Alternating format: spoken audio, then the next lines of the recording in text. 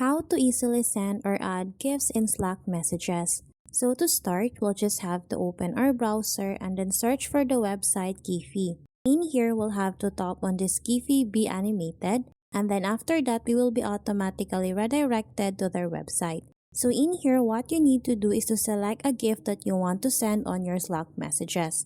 So as an example, I'm gonna tap on this one, and then in here to use this one, what we need to do is to tap on the share option, and then after that, tap on this copy GIF link. Once you're done copying the link, we'll have to go open our Slack messages. In here, select the channel where you want to send the GIF, and then after that, we'll have to go here at the bottom, and then we'll have to right click or simply paste the link here. After that, we'll have to go on the right part of the screen, and then we'll have to tap on this arrow icon to send the GIF. So that's how easy we can add or send GIF in Slack messages. Thanks for watching, and if you find this video helpful, please don't forget to subscribe, hit the like button, and then the notification bell so you won't miss any of our future videos. See you on the next one.